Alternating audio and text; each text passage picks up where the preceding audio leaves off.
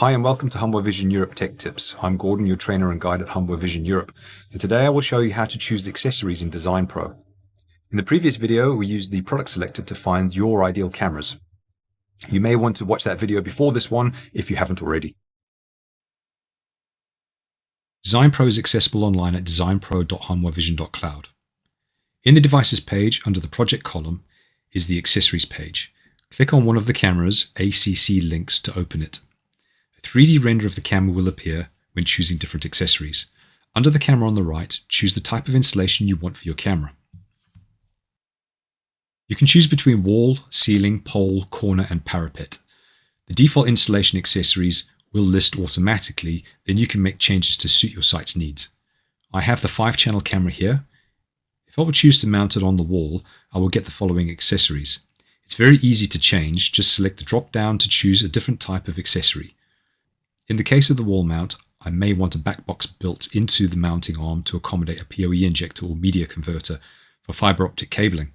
So I will select the SBP-400 WMW. The render changes to show what the new accessory will look like.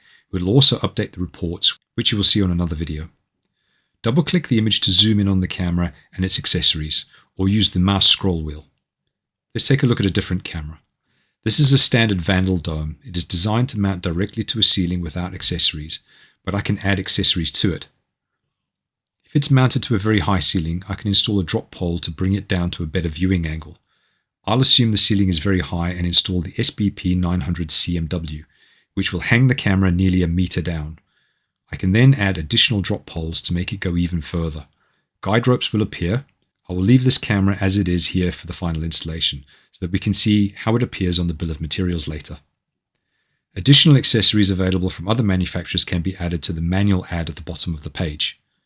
Click close to exit the accessories configurator. Lastly, I will add some other types of products to our project. I will go to the Peripherals tab and add an AI box called the AIB800, a keyboard controller, the SPC 2001, and a 32-inch monitor. In conclusion, the DesignPro's accessory selector assists you in finding the ideal mounting options for your cameras and shows you a 3D rendering of the installation to leave you in no doubt of the final look of your project's cameras.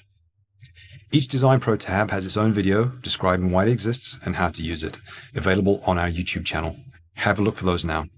I hope you found this video useful. Have a great day, thank you, and see you in the next video.